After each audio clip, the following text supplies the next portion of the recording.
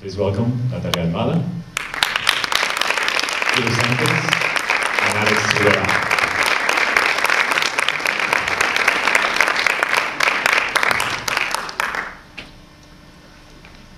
Do you consider yourselves Latino, Latin American filmmakers? Is that an issue, or are you just simple filmmakers? I've always sort of said I'm Mexican, more out of, because I was born there and my family's there, and in terms of making work, I think that it's definitely a part of my work, but the need to start to say I'm a Latina filmmaker or I'm a Mexican filmmaker, I think is something that comes out of a necessity that's kind of brought onto one more than self-imposed, not that one, you are sort of what you are.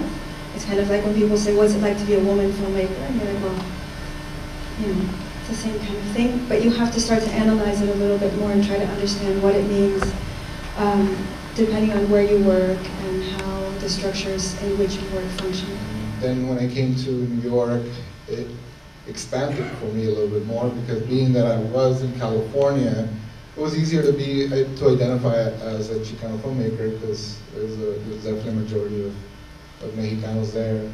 But coming here in New York, I found a more, I guess, a more universal group of Latinos and just people from everywhere, and realizing that there's a lot more things that unite us and things that connect us. And I'm not just talking about Latinos in general, but just felt like the human condition is very much here in New York. It's a very universal city. It's sort of a place where everybody's here.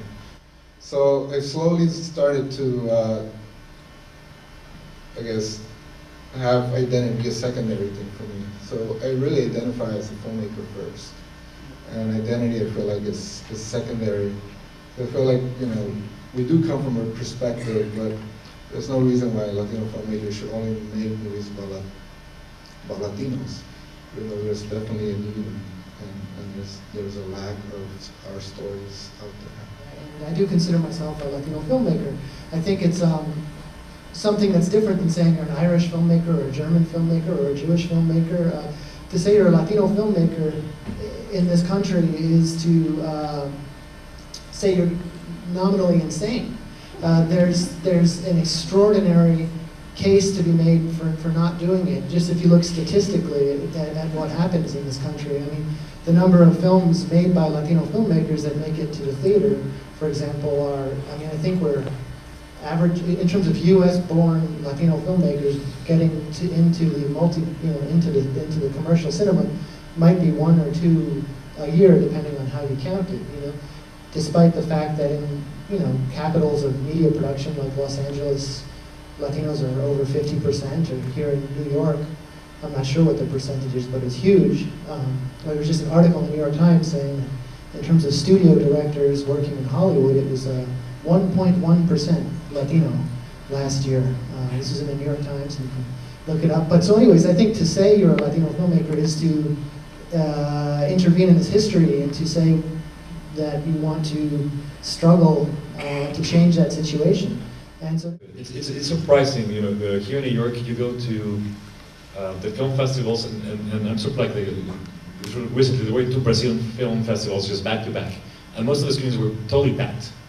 And you know, and we have a really healthy audience here, and you know, and Latin also gets a really good crowd.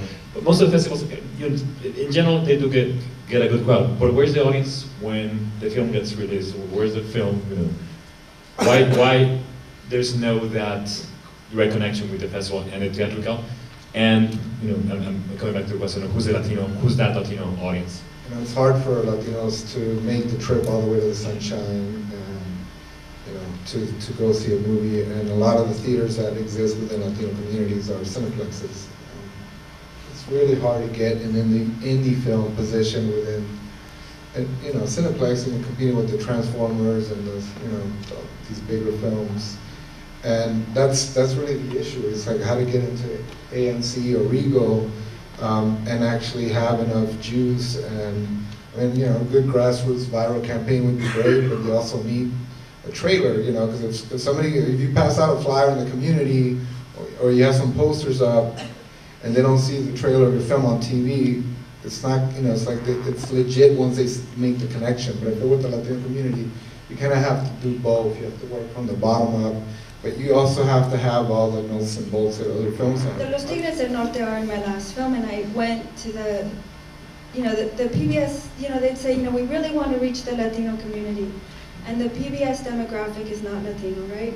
And I said, well, basically I'm handing you like the best publicity tool for the Latino community, for the Mexican at least, imaginable with Los Tigres del Norte. They're willing to do publicity stuff, they're willing to, you know, promote the film. So if Los Tigres del Norte had promoted the broadcast in any way, it would have guaranteed a big outreach to the Latino community.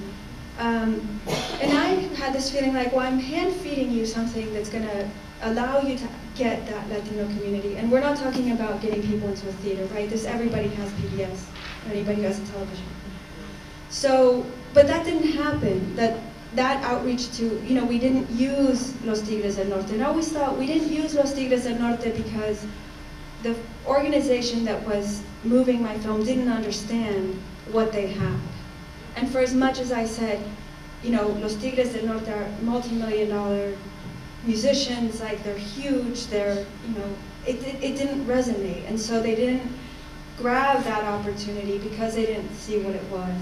And I think this happens a lot, you know, that it's not just a matter of how much money are they going to put in, or, you know, I read my press release in Spanish, you did too, and it was terrible. And it was like, who wrote this press release? You know, it's in Spanish, and it's not the fault necessarily. I mean, they can't do it all, but it's not just about are they willing to do it, is there money to do it, but it's like, do you have somebody who can really write a good press release in Spanish for the, you know, Spanish language press?